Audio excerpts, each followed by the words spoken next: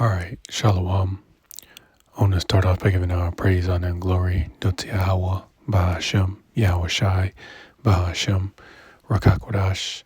I'd like to give double honors unto the apostles and the elders of Great Millstone who I learned this truth from.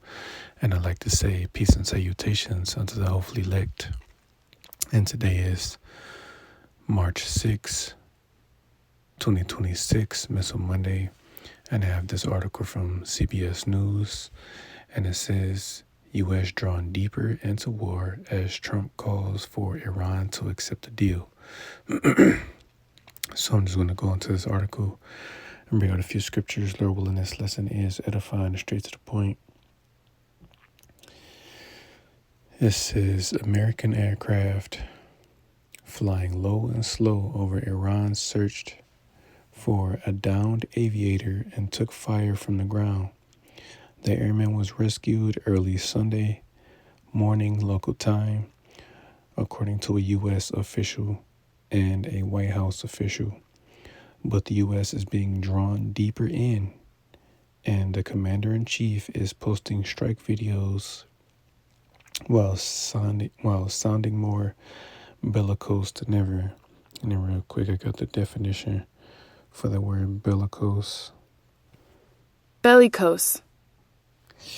And it says, a person, group, or action that is eager for war, aggressive, or inclined to fight. And again, this man is showing that he's ready for war, even though in reality he's not ready, but he's showing that he really doesn't care, man, because this is what he's doing, man. He's bringing,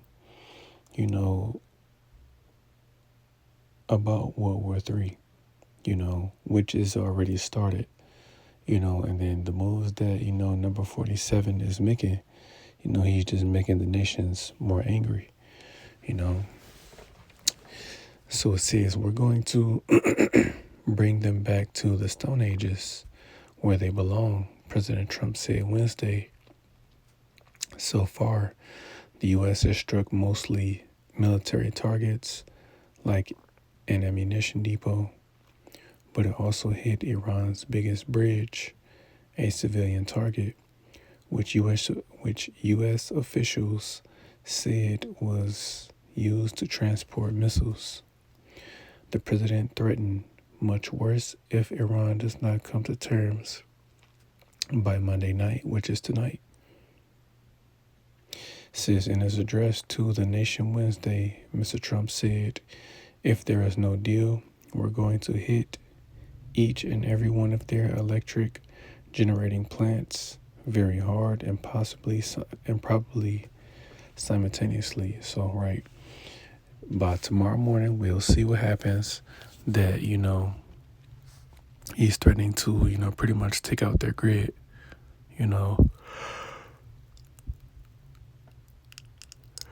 Excuse me, Slovakia, but he's threatening to take out Iran's, power grid.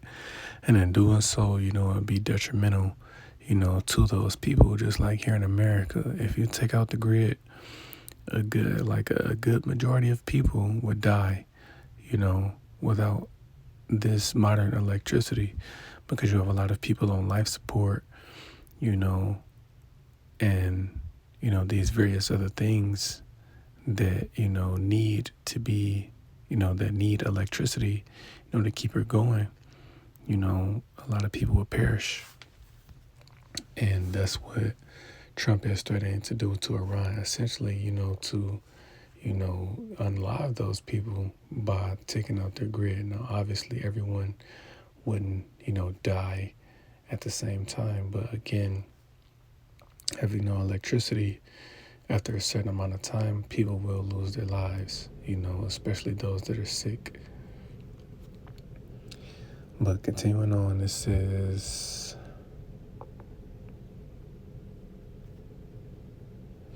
electrical generating plants power hospitals, they power schools, water sanitation facilities, the things that you need to sustain basic day-to-day living for a civilian population. And right, and these are the things that are listed, schools, water sanitation facilities, different jobs, so like it says, basic day-to-day living, you know, taking out the power grid will affect, basic day-to-day, not only living, but needs as well, you know. So it said Tess Bridgman, who was a legal advisor to President Obama's National Security Council, obliterating all power plants, threatening coercive actions against the civilian population to try to bring a government to the negotiating table. Those kinds of things are flatly illegal. And again, this is what he does, though. He's going to commit war crimes and he's not going to care about it.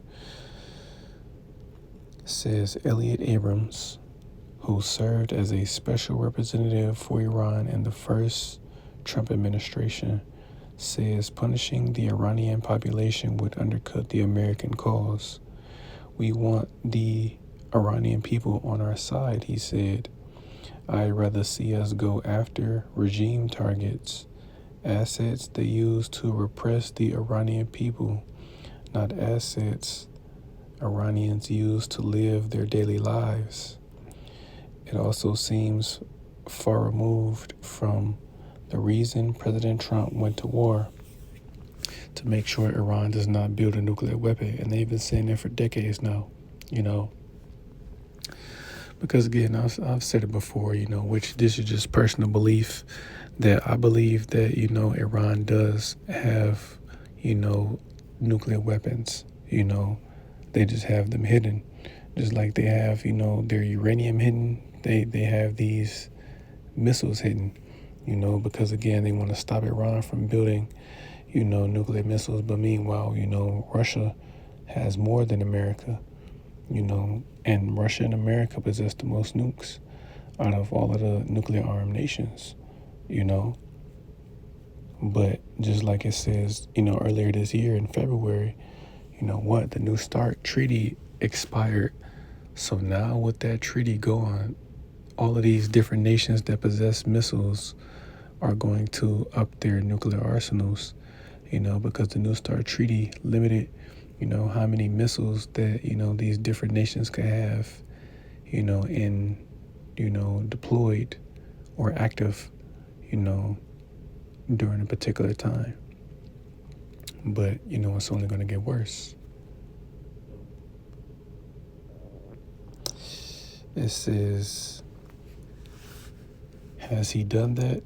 Unfortunately not, said David Albright, president of the Institute for Science and International Security, and a leading expert on Iran's nuclear program, which he says has been seriously set back.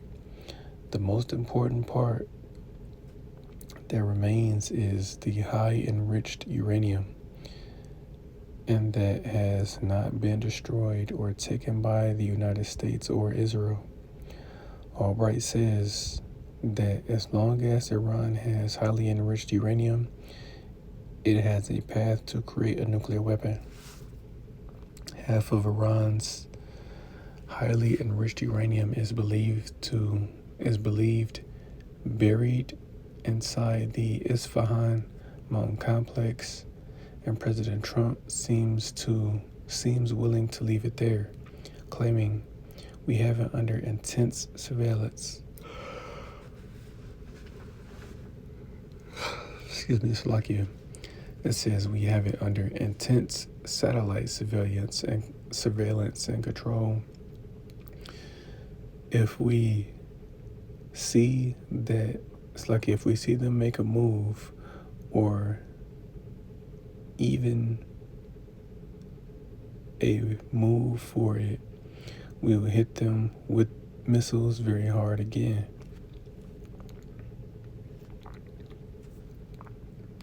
The U.S. can bomb the complex to make the uranium even harder to get to, but that is not the entire stockpile.